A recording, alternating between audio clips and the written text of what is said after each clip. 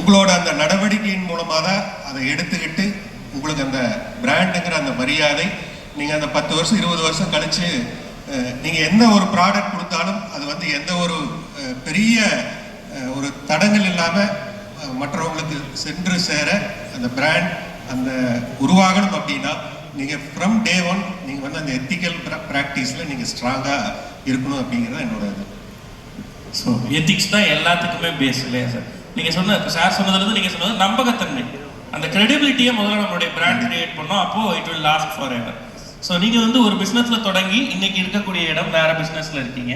So அதனால் வழிநடுக நீங்கள் follow பண்ணியிருக்கிறது இந்த ஒரு விஷயம். ஆமாம், எஸ், சூப்பர் சார். எஸ், ஒரு modern day business man. Mike please. இல்லை, ஓப்பன் பண்ணா போதும் சார், ஓப்பன் பண்ணா போதும் ப்ளீஸ் சார்.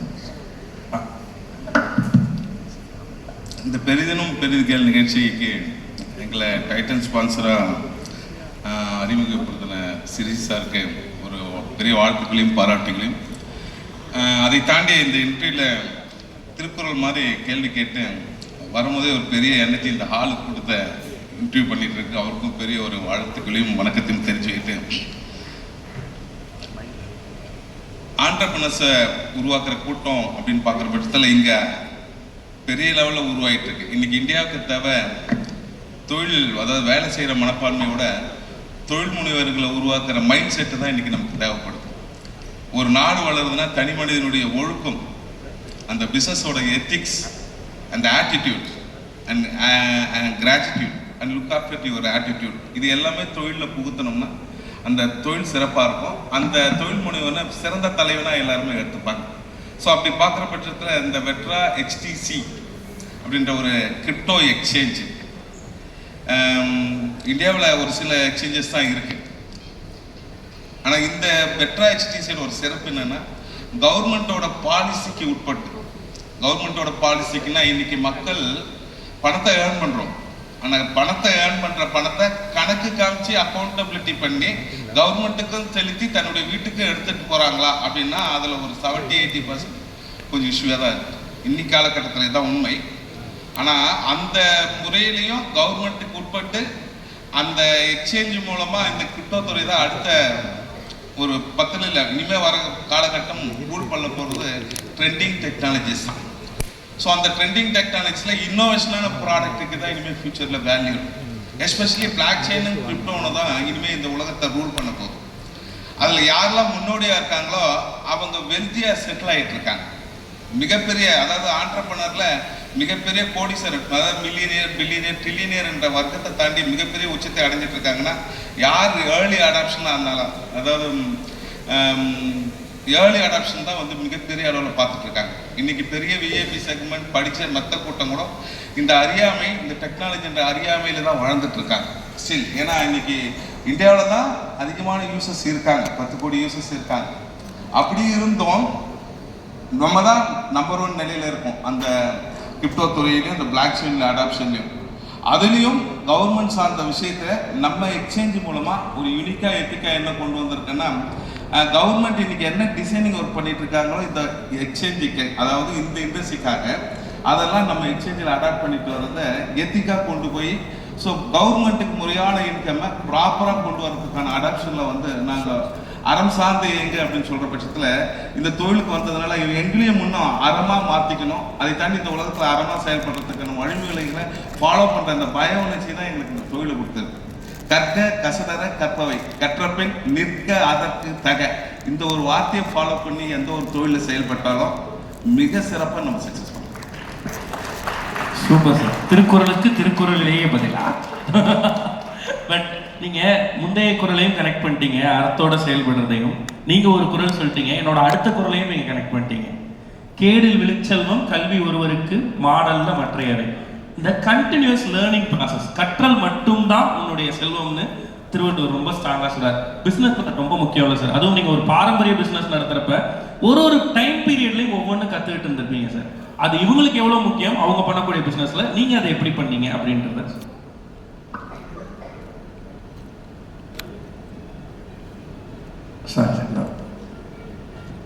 ஐயா அந்த 3 மைக்கு எப்பயுமே ஆன்ல வச்சிருந்தீங்க ப்ளீஸ்.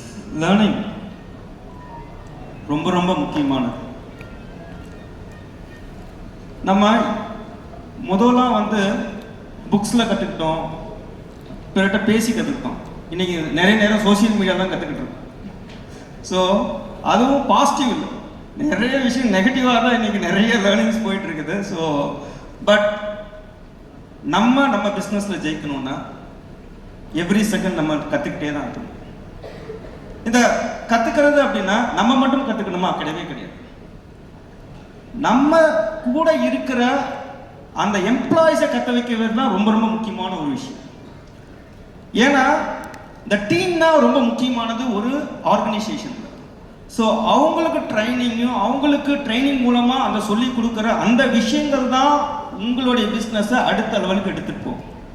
ஸோ எங்கள் நிறுவனத்தில் நாங்கள் ஒரு 10 டிபார்ட்மெண்ட்ஸ் இருக்கிறோம். Marketing, sales, quality. So every லெவல்லையும் நாங்கள் வந்து ஒரு ட்ரைனிங் கொடுத்துக்கிட்டே இருக்கிறோம். ஸோ தட் இப்போ ஒரு மரம் வெட்டுறோன்னா 2 பேர் மரம் வெட்டுறாங்கன்னா ஒருத்தர் கண்டினியூஸாக வெட்டுறதை விட அந்த ஆக்ஸை தீட்டி வெட்டினோன்னா நம்ம ஈஸியாக அந்த மரத்தை வெட்டிட முடியும் அப்படின்னு சொல்லுவாங்க. ஸோ நீங்கள் எவ்வளோ தூரம் உங்கள் எம்ப்ளாயிஸை நீங்கள் கற்றுக்க வைக்கிறீங்களோ அவ்வளோ தூரம் உங்கள் தொழிலை அடுத்த லெவலுக்கு பெருசாக போய்கிட்டே இருக்க முடியும் அப்படின்ற ஒரு விஷயம் வந்து இருக்குது. பட் அவங்க மட்டும் கற்றுக்கிட்டா போதுமா? கிடையவே கிடையாது. நம்மளும் கற்றுக்கணும். நம்ம எப்படி கற்றுக்கணும்னா கிராட்டிடியூட் அப்படின்னு சொல்லுவாங்க லைஃப்பில். நம்ம அந்த கிராட்டிடியூட் அப்படின்ற விஷயத்த தலைமையில் இருக்கிறவங்க கற்றுக்கிட்டாங்கன்னா இன்னும் பெரிய பெரிய விஷயங்களை சாதிக்க முடியும் அப்படின்னு சொல்லி நான் ஷேர் பண்ணேன். தேங்க்யூ. Super sir. ஸோ கற்றலை விட கற்பித்தல் இன்னும் கூட முக்கியம் அப்படின்னு சொல்லி சார், இந்த ஜென்சிக்கெல்லாம் எப்படி சார் கற்றுக் கொடுக்குறது? அதுலேருந்து சிரிக்கிறீங்க. இந்த பிரச்சனையை எல்லாரும் ஃபேஸ் பண்ணுவோம்னு நினைக்கிறேன். ஆண்டர்பிரனர்ஸாக நம்மளுடைய டீமுக்குள்ள வர அடுத்த ஜென்ரேஷன் பசங்க, ஏன்னா அவங்களுக்கு எல்லாமே 1.5 நிமிஷம் ரீல்ஸ்லேயே பார்த்து பழகிட்டாங்க சார். நம்ம ஒரு 10 நிமிஷம் இப்போ பேசுகிற இந்த கண்டென்ட்டை கூட நம்ம 1.5 நிமிஷம் ரீல்ஸாக போட்டால் அதுக்கு ஒரு மியூசிக் போட்டு அதை பேக் பண்ணி போட்டால் தான் இந்த கண்டென்ட்டுமே போய் சேருது அவங்களுக்கு. அப்போ அந்த கற்பித்தல்ன்றதுல நம்ம கற்றுக்க வேண்டியது அந்த மெத்தடாலஜி தான். அப்படி தானே சார்? நான் என்னோட பொண்ணோட ஏற்பட்ட ஒரு சின்ன உரையாடலை ஷேர் பண்ண ஆசைப்படுறேன். ப்ளீஸ். என் பொண்ணு வந்து சொல்லுவா, அப்போ அவங்களுக்கு ஒன்றுமே தெரியாது. நம்ம நிறைய பேர் சந்திக்கிறோம், நிறைய மேடைகளில் பேசுகிறோம், இருந்தாலும் இந்த ஜென்சி என்ன நினைக்கிறாங்கன்னா உங்களுக்கு ஒன்றுமே தெரியாது. அதுதான் இன்னைக்கு அவங்கள்ட்ட இருக்கிற மனப்பான்மை. ஸோ இவங்களை கற்றுக்கிற வைக்கிறதுன்றது பிக்கெஸ்ட் $1 மில்லியன் சேலஞ்ச். அது இன்னைக்கு நாங்கள் தயாராகணும்.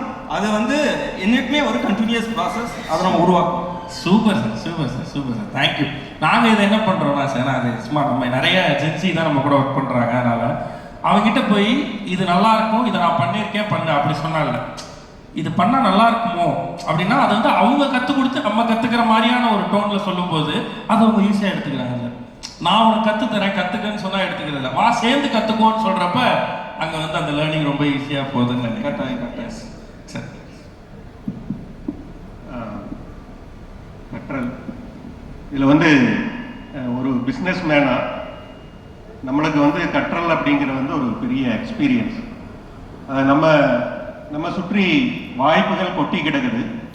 அதை வந்து நம்ம எப்படி அதைய கண்டுபிடிச்சு அதைய ப்ராப்பராக நம்ம எடுத்துகிட்டு போகிறோம் அப்படிங்கிறது இதில் ரொம்ப முக்கியம். அதாவது வந்து நீங்கள் எப்பவுமே வந்து அந்த இன்ட்ராக்ஷன் இருந்துகிட்டே இருக்கணும் மற்றவங்க கூட, உங்களை தொடர்பில் இருக்கிறவங்க கூட. முக்கியமாக கண்டிப்பாக வந்து நீங்கள் ஒரு பிஸ்னஸில் கஸ்டமர் கூட, அவங்க பாரதி பாஸ்கர் கூட அழகாக சொன்னாங்க, வந்து கஸ்டமர் என்ன சொல்கிறாங்க அப்படிங்கிறது நம்ம முதல்ல காது கொடுத்து கேட்கணும். அதுதான் பிஸ்னஸில் முதல் நம்ம கற்றுக்க வேண்டிய, ஏன்னா அந்த ஃபீட்பேக் வச்சு தான் நம்மளோட எல்லா ஆக்டிவிட்டியுமே நம்மளோட அடுத்த கட்டத்துக்கு நம்ம நகர்த்த முடியும். நம்ம எது கரெக்ஷன் பண்ணணுமோ அதை செய்ய முடியும். அது கரெக்ட் பண்ணலை அப்படின்னா அந்த க்ரோத்துங்கிறது வந்து கண்டிப்பாக நம்மளுக்கு ஒரு ஃப்ளாட்டாக தான் இருக்கும். அடுத்த கட்டத்துக்கு மூவ் ஆகணும் அப்படின்னா நம்மளை சுற்றி இருக்கிறவங்க, நம்ம கஸ்டமர், அவங்ககிட்ட இருந்து நம்ம நிறைய விஷயங்கள் நம்மளுக்கு வர்ற மாதிரி ஒரு சேனல் நம்மளுக்கு கண்டிப்பாக வேணும். அதே போல் இந்த விஷயத்தில் வந்து நம்ம ஒரு என்ன சொல்றதுன்னு தெரியல, ஒரு வந்து இதில் பெரிய எக்ஸ்பீரியன்ஸ் அப்படிங்கிறது வந்து நம்மளுக்கு நம்ம வேற துறையில் நம்ம கால் பதிக்கிறோம் அப்படின்னா அந்த துறையில் யார் சிறந்தவங்களா இருக்காங்க, அவங்களோட எக்ஸ்பீரியன்ஸ் என்ன, அவங்கள எப்படி அவங்க அந்த அந்த நிலையை அடைஞ்சாங்க அப்படிங்கிற ஒரு தெளிவும் நம்ம கூடவே எடுத்துக்கணும் அப்படிங்கிறது. Super sir. அந்த கட்டத்தில் தான் இப்போ நாங்கள்லாம் எடுத்துக்கிட்டு இருக்கோம் உங்கள்கிட்ட இருந்து. அண்ட் காஸ்ட்லியஸ்ட் லேர்னிங்னு ஏதாவது இருந்திருக்கா சார் உங்களுக்கு? இதை கற்றுக்கிறதுக்கு நான் செலவு பண்ணது ரொம்ப அதிகம்ப்பா அப்படி நீங்கள் ஏதாவது இன்சிடென்ட்ஸ் எங்க கூட ஷேர் பண்ணலாம்? அது தொடர்ந்து இருக்கு. பிஸ்னஸ்லாம் வந்து நீங்கள் வந்து தொடர்ந்து ஏதாவது புது முயற்சிகள் இருந்துகிட்டே இருக்கும். புது R&D இருக்கும், ப்ராடக்ட் பண்ணுவோம், 4-5 வருஷம் அதுக்காக ஏகப்பட்ட செலவு பண்ணுவோம், மேன் பவர் அது மாதிரி நிறைய ஸ்பெண்ட் பண்ணுவோம். ஆனால் அது வந்து 4-5 வருஷம் கழிஞ்சு அது சக்ஸஸ்ஃபுல்லாக வரையில அது அவுடேட் ஆகிடும். இல்லை அது வந்து அதுக்குள்ளே வந்து வேறு காம்படிட்டர் வந்து அந்த மார்க்கெட் எடுத்துகிட்டு போயிடுவாங்க. இது வந்து தொடர்ந்து கண்டிப்பாக பிஸ்னஸில் இருந்துகிட்டே தான் இருக்கும். ஆனால் நம்ம அந்த முயற்சிகளை நிறுத்தினோம் அப்படின்னா நம்ம வந்து வளர முடியாது, அங்கேயே நின்றுவோம். அந்த அது வந்து லாஸாக பார்க்க முடியாது, அதை வந்து நம்ம ஒரு லேர்னிங்காக தான் பார்க்கணும். சிறப்பு. அதாவது ஒரு இங்கே இந்தியாவோட மனோபாவம் எப்படி இருக்குன்னா, நம்ம வேலைக்காக படைக்கப்பட்டிருக்கோம், நம்ம படிக்கணும், நமக்கு ஏற்ற தகுதியோட அடிப்படையில் நமக்கு கிடைக்கிற ஊதியத்துக்கு அந்த திறமையை வளர்த்துக்கிட்டு தான் போகணும்னு நினைக்கிறாங்க. ஆனால் அந்த தொழில் முனைவனுக்கான வாய்ப்பை உருவாக்கணும் அப்படின்ற எண்ணம் வந்து யாரோ ஒரு குரு ஒரு பயிற்சி பண்ணணும். நமக்குள்ள எல்லா திறமையும் தான் இருக்கு, ஆனால் அந்த திறமையை ஊக்குவிக்கிறதுக்கான புற காரணிகளும் இருக்குது, நமக்குள்ள இருக்கிற அக காரணியும் இருக்குது. ஆனால் நம்மளை மெருகூட்டக்கூடிய ஒரு தலைமைத்துவத்தை நாம் வந்து ஃபாலோ பண்ணோம்னா அந்த வாழ்க்கை தொடர்ந்து உச்சத்துக்கு போகும். ஏன்னா தொடர் கற்றல், நாளைக்கு இறக்கும் தருவாயில் வரைக்கும் நீ எந்த கல்வி கற்றிருக்கோ அதுதான் நம்மளோட வரும். நாம் செஞ்ச புண்ணியமோ நம்ம கற்றிருக்கிற அறிவு மட்டும்தான் நம்மளோட தொடர்ந்து பயணிக்கும். அப்போ இந்த இன்னோவேஷனான விஷயத்துல நம்மளால இந்த மக்களுக்கு என்ன கொடுக்க முடியும்?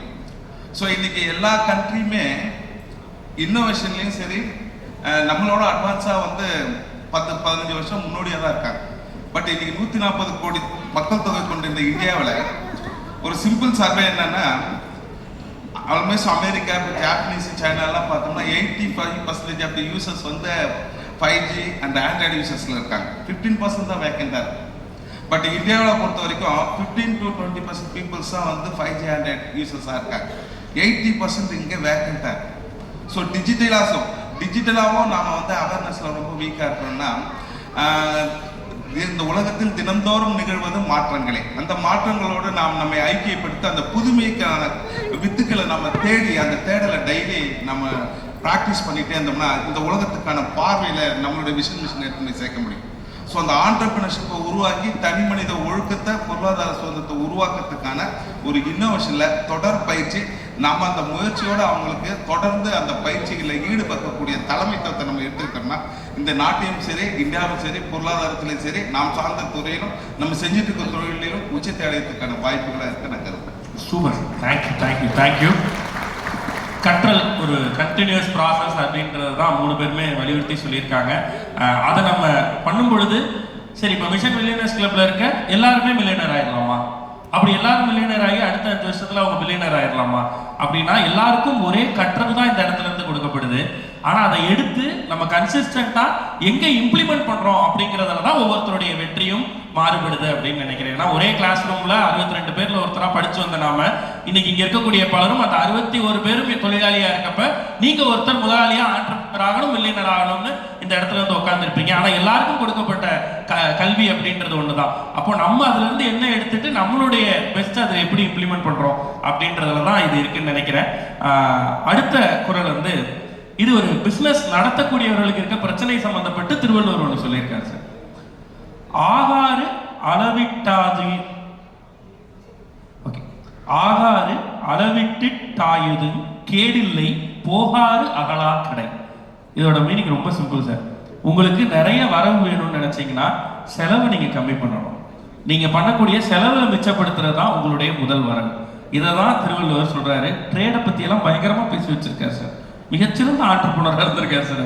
ஸோ இந்த காஸ்ட் கட்டிங் அண்ட் ஆப்ரேஷனல் காஸ்ட்டை மினிமலிஸ்டிக்காக வச்சுக்கிறது, இது எவ்வளோ முக்கியம் ஒரு ஆண்டர்பிரனருக்கு உங்களுடைய எக்ஸ்பீரியன்ஸ்ல இருந்து நீங்க சொல்லலாம் சார். இந்த கேள்வி வந்து ஒரு எஃப்எம்சிஜியில் இருக்கிற ஃபுட் இண்டஸ்ட்ரியில் இருக்கிறவங்களுக்கு ரொம்ப முக்கியமான ஒரு கேள்வி. ஏன்னா எங்கள் ப்ராடக்ட் வந்து ஒரு 15 ரூபா, இந்த 15 ரூபா ப்ராடக்ட்குள்ள தான் நான் ரா மெட்டீரியல் காஸ்ட் வைக்கணும், பேக்கிங் மெட்டீரியல் காஸ்ட் வைக்கணும், என்னுடைய லேபர் காஸ்ட் வைக்கணும்னு எல்லா காஸ்ட்டையும் வச்சு என்னுடைய ப்ராஃபிட்டையும் அதில் தான் நான் எடுக்கணும். ஸோ இது எப்படி பண்ண முடியும் அப்படின்னா, என்னுடைய காஸ்ட் அந்த லோவஸ்ட் பண்றப்ப தான் வந்து நான் ஒரு எஃப்எம்சிஜி இண்டஸ்ட்ரியில ஒரு முதன்மையான ஒரு விஷயத்தை உருவாக்க முடியும். நாங்கள் இங்கே இன்னைக்கு ஒரு சேமியா, அணில் சேமியா தயாரிச்சுட்டு இருக்கோம். அது இன்னைக்கு ஒரு மார்க்கெட் லீடரா ப்ராடக்டா இருக்குது. ஸோ பட் எங்களால வந்து ஒரு 15 ரூபாய்க்கு ஒரு ப்ராடக்ட் கொடுக்குறோம்னா அந்த ப்ராடக்ட்டுக்குள்ளார அந்த சேம் குவாலிட்டி எல்லாத்தையும் கொண்டு வந்து கொடுக்குறதுன்றது வந்து ஒரு பிக்கஸ்ட் டாஸ்க். பட் இருந்தாலும் எங்களுடைய அனுபவம் ஒரு 30-40 வருடங்களுக்கு மேலே எங்களுடைய அனுபவம், அதுவும் இல்லாமல் எங்களுடைய பர்ச்சேஸ் காஸ்ட்டு எல்லாமே பார்த்தீங்கன்னா, ஏன்னா நாங்கள் சொல்லுவோம்னா எங்களை இண்டஸ்ட்ரியில் என்ன சொல்லுவாங்கன்னா குயிக் பே மாஸ்டர்ஸ் அப்படின்னு சொல்லுவாங்க. ஸோ நாங்கள் என்ன பண்ணுறோன்னா, இன்னைக்கு பொருள் வந்ததுன்னா உடனே நாங்கள் பே பண்ணிடுவோம். ஸோ தட் எங்களுக்கு என்ன கிடைக்குன்னா தரமான பொருள் குறைவான விலையில் கிடைக்கும். ஸோ 2 அட்வான்டேஜ் கிடைக்குது. ஸோ குயிக் பே மாஸ்டர்ஸ் இருக்கனால ஒரு பிக்கஸ்ட் அட்வான்டேஜ், நல்ல தரத்துடன் குறைவான விலையில் பொருளை உங்களுக்கு கிடைக்க முடியுது. அதுக்கப்புறம் லேபர் காஸ்ட், நாங்கள் இருக்கிறது ஒரு திண்டுக்கல் மாதிரியான ஒரு சின்ன ஒரு நகரத்தில் இருக்கிறோம். ஸோ எங்களுக்கான அந்த லேபர் காஸ்ட்டும் வந்து மிக குறைந்த அளவில் தான் நாங்கள் வச்சுக்கிறோம். ஸோ இந்த மாதிரி ஒவ்வொரு ஸ்டேஜ்லையுமே வந்து நாங்கள் வந்து காஸ்ட் அப்படிங்கிறத ரொம்ப முக்கியமாக பார்க்குறோம். அதுவும் இல்லாமல் ஒரு சின்ன விஷயம் சொல்லுவாங்க, நெட் ப்ராஃபிட். நீங்கள் வியாபாரம் பண்ணி பண்ணுறது நெட் ப்ராஃபிட். இன்னொரு ப்ராஃபிட் இருக்குது, எவ்வளோ தூரம் காஸ்ட் ரிடக்ஷன் பண்ணீங்களோ அது ஒரு ப்ராஃபிட். ஸோ அந்த ப்ராஃபிட் தான் நீங்கள் எவ்வளோ சிறப்பாக பண்ணுறீங்களோ அந்த பிஸ்னஸ் உங்களுக்கு கைகிடும், சிறப்பாக இருக்கும் அப்படின்னு சொல்லி நான் முடிவு பண்ணேன். தேங்க்யூ. உங்களுடைய கை தட்டினா முழுசா தட்டி. Thank you love you. இது உண்மையிலேயே ஒரு கஷ்டமான ஒரு கொஸ்டின் தான். காஸ்ட் கட்டிங் அப்படிங்கிறது வந்து நீங்கள் அது ரெகுலர் ப்ராக்டிஸில் இருந்தாலும் நீங்கள் அதுக்கு நிறைய காரணிகள் இருக்கு. நம்ம வந்து கண்டிப்பாக வந்து ஒரு வால்யூம் அச்சீவ் பண்ணால் மட்டும்தான் நீங்கள் வந்து அந்த காஸ்ட் கட்டிங் இதெல்லாம் வந்து நம்ம யோசிக்கணும் இருக்கு. நீங்கள் சின்ன லெவலில் இருக்கையில் நம்ம அந்த நம்ம வால்யூம் இல்லை அப்படின்னா நம்மளுக்கு அந்த ஆப்பர்ச்சுனிட்டிஸ் வந்து ரொம்ப கம்மியாக தான் இருக்கும். அதாவது நீங்கள் பர்ச்சேஸில் ஆகட்டும், இல்லை நம்ம ப்ராசஸில் ஆகட்டும், நமக்கு வந்து ஒரு மினிமம் வால்யூம் இருந்தால் மட்டும்தான் அது பாசிபிள். இதில் இன்னொரு விதம் என்னென்னா, நீங்கள் ஒரு ப்ராடக்டில் வந்து காஸ்ட் கட்டிங் பண்ணுறதுக்கான எல்லா வாய்ப்புகளும் கண்டிப்பாக எல்லாரும் நம்ம பண்ணிட்டு தான் இருப்போம். இதில் என்ன ஒரு அடுத்த வாய்ப்பு அப்படின்னா, நீங்கள் வேல்யூ ஆடட் ப்ராடக்ட்ஸ் நீங்கள் சைட் பை சைடு நீங்கள் இன்ட்ரடியூஸ் பண்ணிகிட்டே இருக்கணும். அதாவது எக்ஸிஸ்டிங் ப்ராடக்டில் நீங்கள் ஒரு பிரேக் ஈவன் அந்த நிலையில் இருந்தால் கூட உங்களோட மார்ஜின்ஸ், உங்களோட க்ரோத் வந்து இந்த வேல்யூ ஆடட் ப்ராடக்ட்ஸ் மூலம் உங்களுக்கு கிடைக்கிற மாதிரி ஒரு வாய்ப்புகளை நீங்கள் தொடர்ந்து அந்த முயற்சியில் இருந்துகிட்டே இருக்கணும். அதுக்கு வந்து நீங்கள் கண்டிப்பாக வந்து பெரிய R&D அந்த அந்த மார்க்கெட்டில் இருக்கிற சில முக்கியமான என்ன முன்னெடுப்புகள் போயிட்டு இருக்குதுங்கிற அப்படிங்கிற நாலேஜோட நம்ம வந்து அதில் முன்னாடி இருக்கிறதுக்கான ஒரு வாய்ப்பை நம்ம உருவாக்கிக்கிறது இதில் ஒரு முக்கியமான கருத்து. சூப்பர். உங்களுக்கு ஏதாவது கருத்து? Thank you sir. ஸோ பிஸ்னஸ்ன்னு பார்க்குற பட்சத்தில் நாங்கள் இனிஷியல் ஸ்டேஜ் ஆரம்பத்தில் வரும்போது காஸ்ட் கட்டிங் பார்க்க முடியாது. வளர்ச்சிக்கான விஷயங்களை, பிராண்டிங்கான விஷயங்களை வந்து முன்னெடுக்கிறதுல தான் செயல்படுத்துவோம். ஏன்னா ஒரு 5 வருஷம் 10 வருஷம் இலக்கு குறித்து நம்ம போகிற பட்சத்தில் நம்ம டார்கெட் என்ன அப்படின்னும் போது அதை அடையிறதுக்கான இலக்குகளை வந்து நம்ம முதல்ல வந்து இந்த காஸ்ட் கட்டிங் யோசிக்க முடியாது. முதல்ல நிறைய செலவு பண்ணணும், கஸ்டமர் டேட்டா பேஸை வந்து நம்ம கொண்டு வரணும்.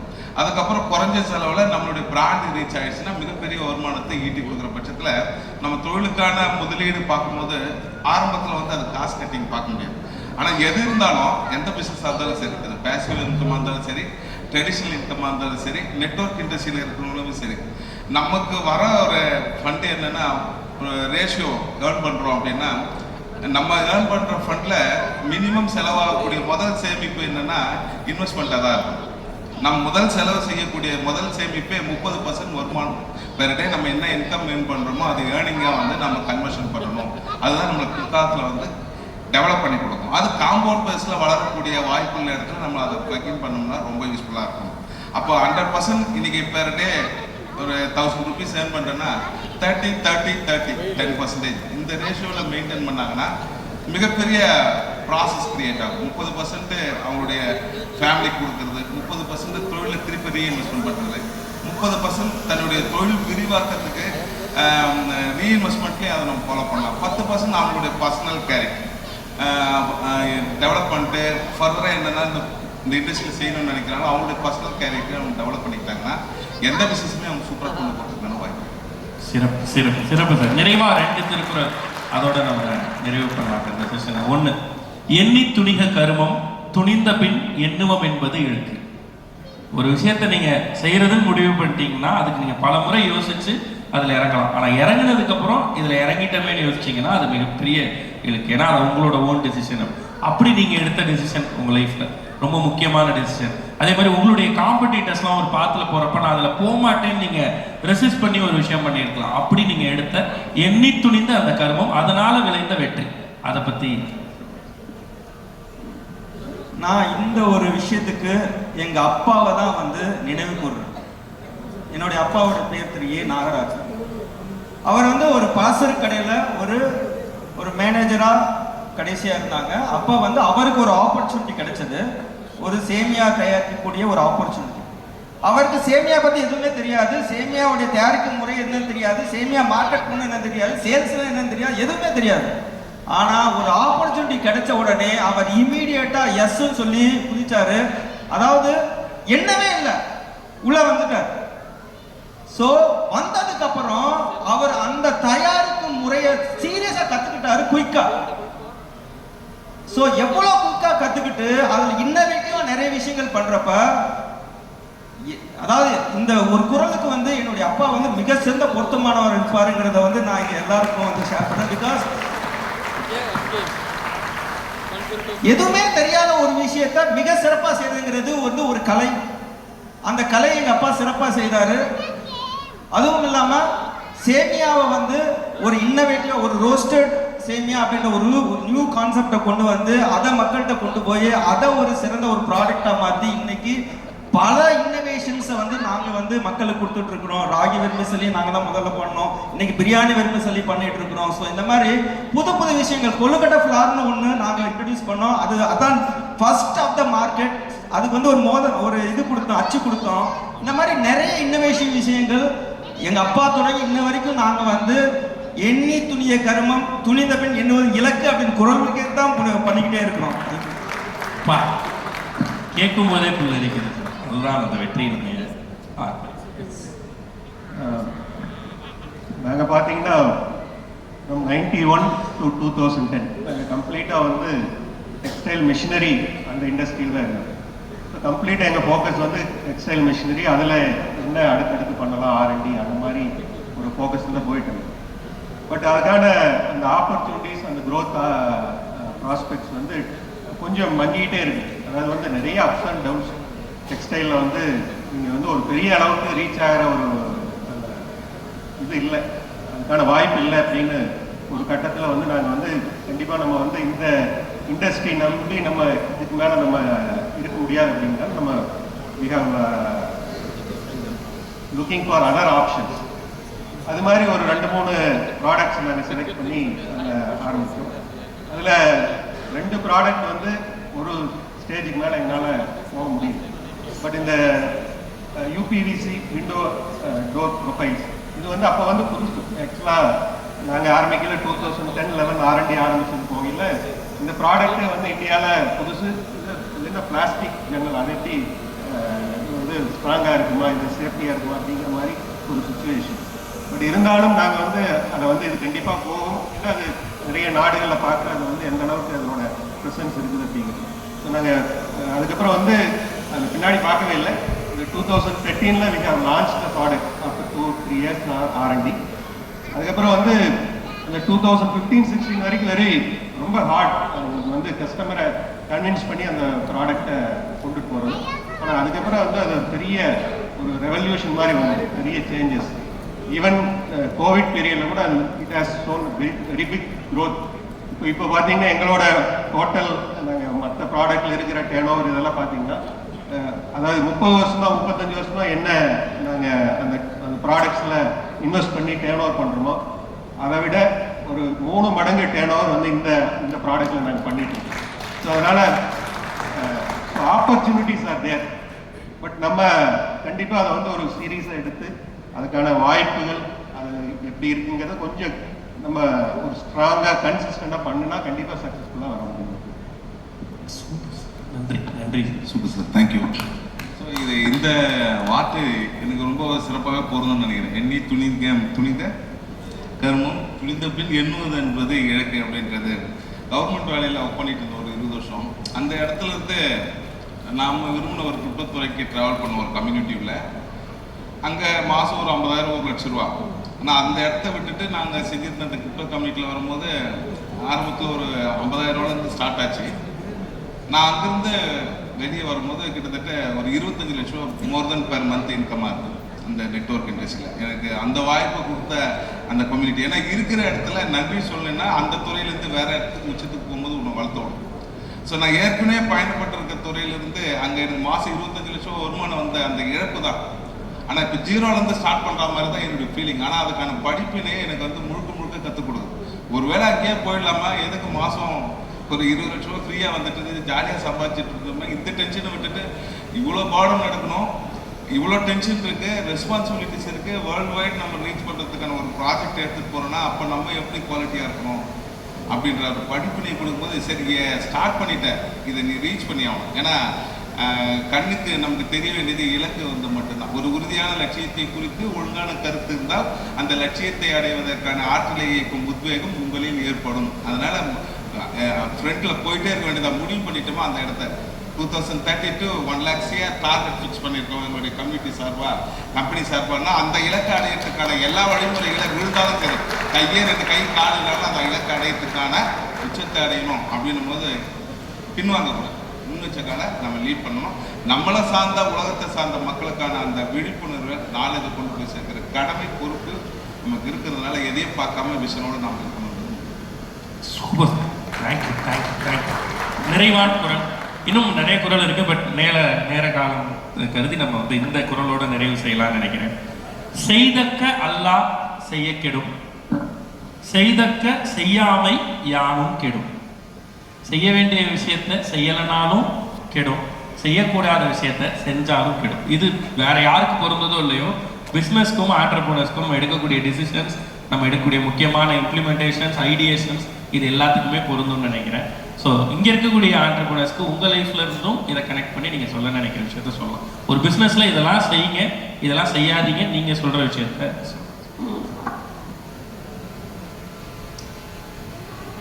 அதுக்கு முன்னாடி ஒரு சின்ன ஒரு இது, நீங்கள் செய்யக்கூடாத விஷயங்கள் செஞ்சால் என்ன அப்படின்றதுக்கு ஒரு விஷயம் நான் ஷேர் பண்ண ஆசைப்படுறேன். ப்ளீஸ். எங்கள் பிராண்டில் ஊறுகா அப்படின்னு ஒரு பொருள் வந்து தயாரித்து மார்க்கெட் பண்ணோம். பட் பல்வேறு காரணங்களால எங்களால் வந்து அந்த ஊறுகாயை வந்து சரியாக சந்தைப்படுத்த முடியாததுனால நாங்கள் ஒரு ஸ்டேஜில் அந்த ஊறுகாயை வந்து ஸ்டாப் பண்ணிட்டோம். ஸோ ஒரு ஆண்டர்பிரினருக்கு வந்து ஏதாவது ஒரு விஷயம் நீங்கள் சரியாக செய்யலைன்னா அங்கே ஸ்டாப் பண்ணிவிட்டு நீங்கள், அதாவது ஸ்டாப் பண்ணுறதுன்னா நான் எப்படி சொல்லுவேன்னா, நம்ம இப்போ ஒரு ஒரு ஒரு நிறைய ப்ராடக்ட்ஸ் போட்டுட்ருப்போம். பட் அதில் ஒரு ப்ராடக்ட் தப்பாக போச்சுன்னா அதனால தவறு ஒன்று கிடையாது. அதை நம்ம ஸ்டாப் பண்ணிவிட்டு அதுலேருந்து வேற ஒரு ப்ராடக்ட் கான்செப்ட் எந்த தவறும் இல்லை. ஆனால் நிறைய ஆண்டர்பிரினர்ஸ் என்ன பண்ணுவாங்கன்னா, அந்த ப்ராடக்ட் தயாரிச்சுனாலே அதை வந்து அதுலேயே இருப்பாங்க. அதில் என்ன ஆகிடுங்கன்னா அவங்களுக்கு கவனம் அந்த தவறான ப்ராடக்ட் இருக்கிறப்ப நல்லா போகக்கூடிய நிறைய ப்ராடக்ட்டையும் அவங்க வந்து அவங்களுடைய அந்த இம்ப்ரூவ் பண்ணுறதுக்கான சான்ஸ் இழந்துருவாங்க. ஸோ நாங்கள் எப்படி வந்து இது பண்ணுவோன்னா, ஏதாவது ஒரு தவறு செஞ்சிட்டிங்கன்னா, ஒரு ப்ராடக்ட்டை லான்ச் பண்ணிங்கன்னா அது ஒரு சர்டன் பீரியட் வரைக்கும் அதை வாட்ச் பண்ணோம், அதை மானிட்டர் பண்ணோம், அதை இம்ப்ளிமெண்ட் பண்ணோம். அது சரியாக போகலன்னா அதை எக்ஸிட் ஸ்ட்ராட்டஜி அப்படின்னு ஒன்று போட்டிருப்போம், அந்த எக்ஸிட் ஸ்ட்ராட்டஜி போட்டு வெளியே வந்துடுவோம். ஸோ எல்லா ஆண்டர்பிரினர்ஸும் இது ஒன்று கற்றுக்கணும். நம்ம ஒரு விஷயம் சரியாக போகலன்னா அதை ஸ்டாப் பண்ணுறதுனால எந்த தப்பே கிடையாது. நிறைய பேர் சொன்னாங்க, நான் நிப்பாட்டலாமா, நிப்பாட்டுறது அப்படின்னு பெரிய கேள்விகள் இருக்கும். பட் நிப்பாட்டுறதுல எந்த தப்பும் கிடையாது. அது மூலமாக உங்கள் பிஸ்னஸை அடுத்த லெவலுக்கு நீங்கள் எடுத்துகிட்டு போக முடியும் அப்படின்ற ஒரு விஷயத்தை ஷேர் பண்ணுறேன். ஸோ ஒரு பிஸ்னஸ் மேன் செய்யக்கூடிய காரியங்கள் என்னென்ன செய்யணும் அப்படின்றது நான் ஒரு இதில் 5 மந்த்ராஸ் வந்து சொல்லியிருக்கிறேன். 5 மந்த்ராஸ் ஒரு பிஸ்னஸ் மேன் வந்து செய்யணும் அப்படின்னு சொல்லுவேன். முதல்ல வந்து ஆப்பர்ச்சுனிட்டி. அதை சொல்லுவாங்க, there is no second chance for first opportunity அப்படின்னு சொல்லுவாங்க. ஸோ நீங்கள் ஆப்பர்ச்சுனிட்டி எல்லா இடத்துலையுமே இருக்குது. ஆனால் எப்போ உங்கள் ஆப்பர்ச்சுனிட்டி கிடைக்குதோ அதை இம்மீடியட்டாக நீங்கள் வந்து அதை பயன்படுத்தி கொள்ளணும். இதை எப்படின்னு எங்கள் பிஸ்னஸில் எப்படின்னா, எங்கள் அப்பாவுக்கு வந்து ஒரு ஆப்பர்ச்சுனிட்டி கிடைச்சது, அதை கரெக்டாக அவர் பயன்படுத்தினா தான் அவருக்கு இந்த அளவுக்கு முன்னுக்கு வந்தார். ஸோ எல்லாருக்கும் வாழ்க்கையில் ஒரு ஆப்பர்ச்சுனிட்டி கிடைக்கும். அந்த ஆப்பர்ச்சுனிட்டியை கெட்டியாக பிடிச்சிட்டு நீங்கள் வந்து முன்னுக்கு வரணும் அப்படின்ற ஒரு சின்ன ஒரு மந்த்ரா உங்களுக்கு ஷேர் பண்ணுறேன். ரெண்டாவது, இன்னோவேஷன். நீங்கள் எந்த தொழிலில் இருந்தாலும் சரி, ஏதாவது ஒரு புதுமையை நீங்கள் பண்ணி ஆக வேண்டிய கட்டாயத்தில் இன்னைக்கு இருக்கிறீங்க. சரி, நீங்கள் இன்னைக்கு ஒரு ஊரில் இருக்கீங்க, 10 பேக்கரி இருக்குன்னா நீங்கள் இன்னொரு பேக்கரி போறீங்கன்னா 10ஓட 11 பேக்கரியாக தான் நீங்கள் இருக்க போறீங்க. உங்களுக்கு ஒரு ஒரு ஒரு தனித்தன்மை இல்லாத ஒரு நபராக தான் நீங்கள் இருப்பீங்க. ஸோ நாங்கள் என்ன சொல்லுவோம், யூனிக் செல்லிங் ப்ரொபோசிஷன் அப்படின்னு சொல்லுவோம். உங்களுக்குன்னு ஒரு தனித்தன்மை உங்கள் பொருளில் இல்லைன்னா உங்களால் ஒரு மிகச்சிறிய பிராண்டை உருவாக்க முடியாது. ஸோ உங்களுடைய தொழிலில் ஏதாவது ஒரு இன்னோவேஷனை கட்டாயம் நீங்கள் கொண்டு வாங்க. அது உங்களுக்கு வந்து சிறப்பான ஒரு செகண்ட் மந்த்ராக உருவாகும். மூன்றாவது, மார்க்கெட்டிங். இந்த மார்க்கெட்டிங் வந்து ரொம்ப ரொம்ப முக்கியமானது. ஏன்னா ஒரு பிராண்டை நம்ம உருவாக்கணும்னா மார்க்கெட் பண்ணாமல் அந்த பிராண்டை உருவாக்க முடியாது. நான் நிறைய மேடையில் சொல்லியிருப்பேன், சேல்ஸ் மார்க்கெட்டிங் ரெண்டுக்கும் ஒரு வித்தியாசம் நான் ஷேர் பண்ணிகிட்டே இருப்பேன். சேல்ஸ் அப்படிங்கிறது உங்களை குடோன்ல இருக்க உங்க ப்ராடக்டை கொண்டு போய் ஒரு ஷாப்ல வைக்கிறது சேல்ஸ். மார்க்கெட்டிங் அப்படிங்கிறது உங்க ப்ராடக்டை உங்க கன்சூமரை எடுக்க வைப்பது தான் மார்க்கெட்டிங். நீங்க சேல்ஸ் பண்ணி எவ்வளவு ப்ராடக்ட்னாலும் கொண்டு போய் செல்ஃப்ல வச்சிடலாம். ஆனா செல்ஃப்ல வச்ச பொருளை ஒரு கன்சூமரை எடுக்க வைக்கிறது ஒரு $1 மில்லியன் சேலஞ்ச். அதை பண்ணீங்கன்னா சிறப்பா ஒரு பிராண்டை உருவாக்கிட முடியும். ஸோ 4வது மந்த்ரா, செல்ஃப் டிசிப்ளின். ஒரு டிசிப்ளின் இல்லாமல் ஒரு தொழிலை வந்து ஒரு ஆண்டர்பிரனரால் உருவாக்கவே முடியாது. நீங்கள் எல்லா வகையிலும் ஒரு டிசிப்ளின்டு ஒரு ஆண்டர்பிரனர் ஆகணும். ஃபினான்சியல் டிசிப்ளின் அதுவும் ரொம்ப ரொம்ப முக்கியமானது.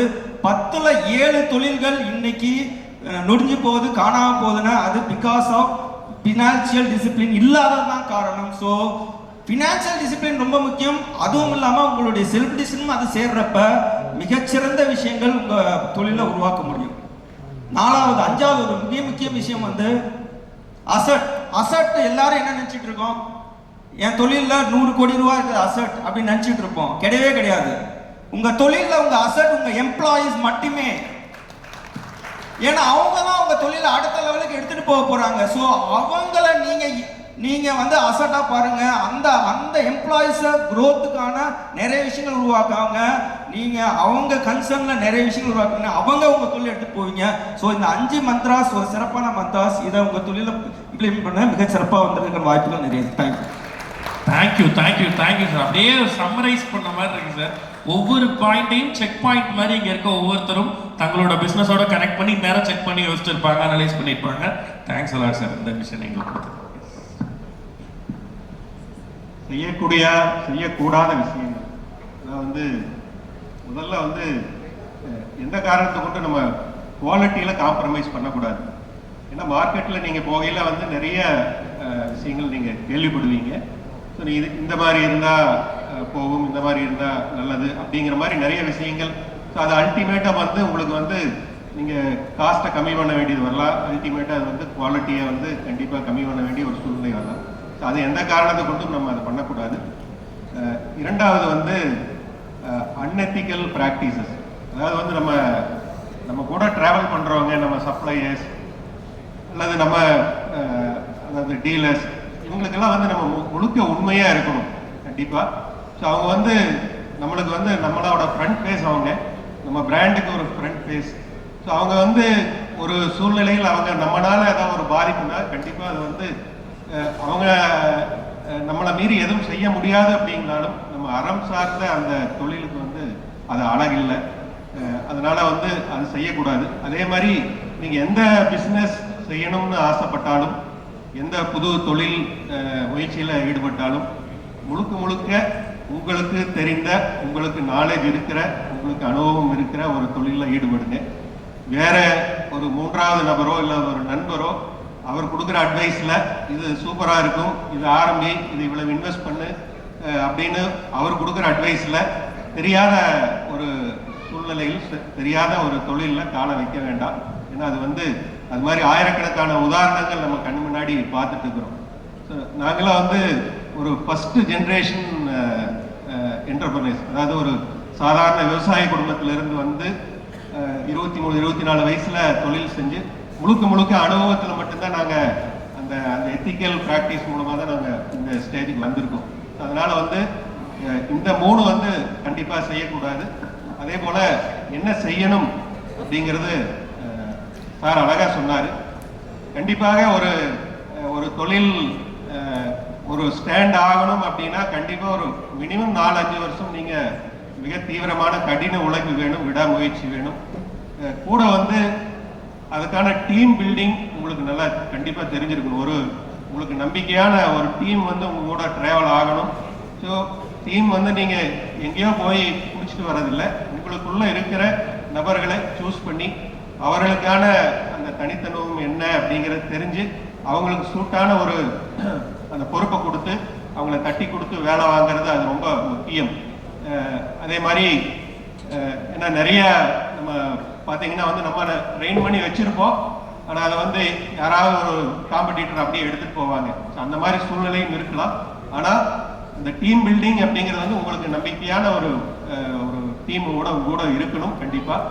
அதே மாதிரி புது முயற்சிகள், அந்த ஆப்பர்ச்சுனிட்டிஸ் நீங்கள் எப்பவும் உங்களை சுற்றி இருக்கிற அந்த ஃபீல்டுலேருந்து நீங்கள் பார்த்துட்டே இருக்கணும். அது எந்த ஆப்பர்ச்சுனிட்டி இருந்தாலும் நீங்கள் அதை ஆழமாக பார்த்து அது உங்களுக்கு கண்டிப்பாக சூட் ஆகும் அப்படின்னா நீங்கள் அதில் கொஞ்சம் முயற்சி செஞ்சு அதுக்கான ஒரு பல தகவலை திரட்டி அதுக்கப்புறம் அது ஓகே அப்படின்னா அதில் காலை வைக்கணும். இதெல்லாம் வந்து அவசியமாக நீங்கள் ஒரு புது என்டர்பிரனராக உள்ள வரவங்களுக்கு இது அவசியமான ஒரு principle. Thank you sir, thank you sir. ஒவ்வொரு வார்த்தையும் ஆணித்தனமாக எங்கள் மனதில் பதியும்படி இருந்தது. தொடக்கத்திலிருந்து நீங்கள் சொன்ன எல்லா பதில்களையும் நன்றி சார். இதை பொறுத்த வரைக்கும் நான் ரொம்ப பேச முடியாது, ஏன்னா இதில் எக்ஸ்பீரியன்ஸ் ஆகி ஏர்ன் பண்ணி அச்சீவ் பண்ணவங்க சொல்கிற சஜஷனை விட இந்த இடத்துல எனக்கு நானே பார்த்து தான் சஜஷன் சொல்லிக்கணும். ஏன்னா என் கண்ணில் இருந்து நான் யாரை பார்க்குறேன்னா எதிர்க்க இருக்க கோடீஸ்வரர்கள் வர்க்கத்தை தான் பார்த்துட்ருக்கேன். ஆனால் நான் என்ன பேசுகிறேன்றது அவங்க கண்ணில் என்ன தான் பார்க்குறேன். அப்போ நான் அவங்களுக்கு தாட்ஸ் கொடுக்குற இடத்துல அட்வைஸ் கொடுக்குற இடத்துல இல்லை, பிகாஸ் பிகினிங் கேரியரில் இருக்கும். ஆனால் அவங்களுக்கு சொல்கிற தாட்ஸு எனக்கு தான் நான் ரிசீவ் பண்ணுறேன். ஸோ அதை நான் செயல்படுத்த பார்வையை தான் நான் என்னுடைய எதிராளியை பார்த்து பேசும்போது உங்களுக்குள்ளே இருக்கிற என்ன தான் நான் பேசுகிறேன். அப்போ விஷன் உங்களுக்கு இல்லை, எனக்கானது. அப்படி நான் பார்க்குற பட்சத்தில் இந்த இண்டஸ்ட்ரிக்கு பணம் சார்ந்து நம்ம செய்கிற எல்லா விஷயமே அந்த செல்ஃப் டிசிப்ளின் தான் ரொம்ப ரொம்ப முக்கியம். ஹெல்த்து இல்லைன்னா நீ எத்தனை கோடி இருந்தாலுமே இருக்காது. கரெக்டாக பாரதி பாஸ்கர் மேடம் வந்து சொன்ன ஒரு விஷயம் தான், எவ்வளோ கோடிக்கு ஒன்றாலும் அதிபதியாக இருக்கு, பட் ஹெல்த் இல்லைன்னா ஃபிசிக்கலி அண்ட் மென்டலி ஸ்ட்ரென்த்தனாக இருக்கணும்னா நமக்கு ஹெல்த் இருந்தால் தான் எவ்வளோ ஹெல்த்தை என்ஜாய் பண்ணுறதுக்கும். ஸோ அந்த ஹெல்த்தை வந்து பழைய ஆன்மீக நெறிமுறை, பண்பாட்டு முறை, பழைய உணவு முறைகளோட மாறாமல் அதை கடைபிடிச்சி இன்னைக்கு இருக்கிற ட்ரெண்டிங் டெக்னாலஜி என்ன பணம் பண்ணால் நம்மளுடைய பணத்தை ஒரு 10 மடங்கு உருவாக்க முடியும், ஒரு 10x நம்ம வந்து இன்வெஸ்ட்மெண்ட், அதாவது முதலீட்டில் சொல்லுவார் வாரன் பஃபெட், நீ படுத்து உறங்கினால நீ செய்த முதலீடு வளர்ந்துக்கிட்டே இருக்கும். நாம போய் எப்பவுமே உழைச்சி பணம் ஆக்கக்கூடாது. நாம உழைச்சி வச்சிருக்கிற பணம் நமக்காக அது டூப்ளிகேட் ப்ராசஸ் ஆகிட்டே இருக்கும். அதுதான் கரெக்டான பேசிவ் இன்கமாக இருக்கணும், அது பெரிய அளவில் வளரணும். ஸோ அப்படிப்பட்ட ஒரு வாய்ப்பு இருக்கும்போது அடுத்த 10 வருஷம், அடுத்த 20 வருஷம், அடுத்த 30 வருஷத்துக்கான பல ஜென்ரேஷன் டூக்கிறதுக்கான பணமாக அது மல்டிப்ளை ஆகக்கூடிய துறையை நாம் எடுத்து நம்மளுடைய ஸ்ட்ராட்டஜியை நீங்கள் தனிப்பட்ட முறையில் ஆராய்ச்சி பண்ணி, ஆனால் இன்னைக்கு வெளியில் இருக்கிற நெட்வொர்க்கில் தான் இன்னைக்கு நமக்கு எல்லா தகவலும் கிடைக்குது. ஆனால் இருந்தாலும் செல்ஃபாக நம்மளுடைய தனிப்பட்ட முறையில் ஒரு ஆராய்ச்சி ஆர்என்டி பண்ணிட்டு அந்த முதலீடுகளை நம்ம மேற்கொள்ளும் போது உங்களுக்கான வளர்ச்சிகளோட வாய்ப்பை ஜென்ரேஷன் டூகெதர் பாஸ் ஆகிறதுக்கான வாய்ப்புகள் இந்த சேமிப்பில் ஆண்டர்பிரனர்ஸில் கிரியேட் பண்ணுற தன்முனைப்போடு தலைவராக உருவாக்கி நாலேஜ் டிரான்ஸ்மிஷன் பண்ணி எடுத்து செல்கிற இடத்துல நம்முடைய பொறுப்பு இருக்கிறதுனால அதை நம்ம சிறப்பாக செய்யணும். அதான் எனக்கு நன்றி நன்றி நன்றி. மூவருக்கும் இந்த அரங்கம் நிறைந்த அரங்கம் அதிரக்கூடிய வகையில் ஒரு கைத்தட்டு கொடுத்தே ஆகணும். ஏன்னா இன்னைக்கு இந்த நிகழ்வுல இதற்கு முந்தைய பேசினவங்க, இப்போ பேசிட்டு இருக்கவங்க, இனி பேசக்கூடியவங்க எல்லாத்தையும் நம்ம போய் தனியாக உட்காந்து அவங்கள்ட்ட ஒரு 1/2 hour பை பண்ணிட முடியுமா அப்படின்னா அது ஒரு பெரிய கேள்விங்க. ஏன்னா எல்லாருக்கும் பிஸ்னஸ்ல அத்தனை கமிட்மெண்ட்ஸ் இருக்கு.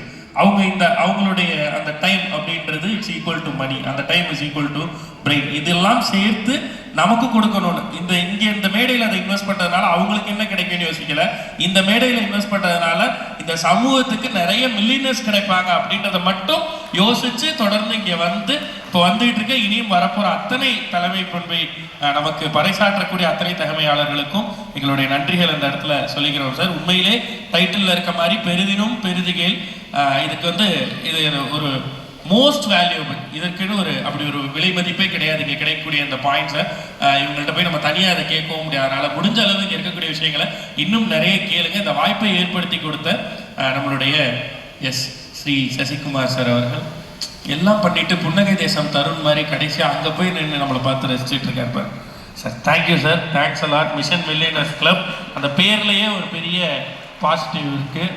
ஞான சஞ்சீவனம் குருகுலம் இதை சேர்ந்து பண்ணக்கூடிய அத்தனை பேருக்கும், வாலண்டியர்ஸ்க்கும் என்னுடைய சார்பாகவும், பிளாக் ஷீப் சார்பாகவும் அண்ட் இந்த பேனலில் இருந்த அத்தனை எக்ஸ்பர்ட் சார்பாகவும், அப்புறம் இந்த பர்டிகுலர் பேனலை ஹோஸ்ட் பண்ண, மாடரேட் பண்ண அவருக்கு ஒரு பலமான கைத்தட்டல் கொடுக்கலாம். திருவள்ளுவர், ஏன்னா உனக்கு நீயே கைத்தட்டீங்க. திருவள்ளுவர் தான் ஆக்சுவலாக இதை மாடரேட் பண்ணியிருக்காரு. அவர் இப்படி மாடரேட் பண்ணி 1330 குறள் நம்மளுடைய ஒட்டுமொத்த வாழ்க்கைக்கும் சேர்த்து எழுதி வச்சுட்டு போயிருக்காரு. எப்பெல்லாம் முடியுதோ அப்பெல்லாம் இந்த மாதிரியான சபைகள்லேயே நம்ம அதை எடுத்து இதை நம்ம உள்ளே வச்சுக்கணும்னா ஒன்னே ஒன்று தாங்க, இன்றைக்கி டே ஃபுல்லாக கேட்குறது ஆழமாக நமக்கு பதியணும்னா ஒன்று பண்ணணும், இதை பகிரணும். இங்கே கேட்கக்கூடிய ஒவ்வொரு கதையும், இங்கே கேட்கக்கூடிய ஒவ்வொரு விஷயத்தையும் முடிந்தளவு உங்களுடைய டீமுக்கும், உங்களை சுற்றி இருப்பவர்களுக்கும், நீங்கள் பார்க்கக்கூடிய இதே அளவு எந்தூசியாஸ்டிக்காக இருக்கக்கூடிய ஆண்டர்பிரனர்ஸ்க்கும் பரவ செய்யுங்க. நீங்கள் பகிர அது ஆழமாக உங்களுக்கு பதியும். அதன் வழி நாமளே நடக்க ஆரம்பிச்சிருவோம் அப்படின்றதான் உண்மையும் கூட. ஸோ மீண்டும் ஒரு முறை அனைவருக்கும் நன்றி தெரிவித்து மீண்டும் இன்னொரு தருணத்தில் உங்கள் எல்லாரையும் வந்து சந்திக்கிறேன். அதுவரை விடைபெறுவது ஆர்ஜே கிருஷ்ணா. வாய்ப்பளித்த இந்த மிஷன் மில்லியருக்கும் என்ற நன்றியை தெரிவித்துக் கொள்கிறேன். Thank you sir, thank you.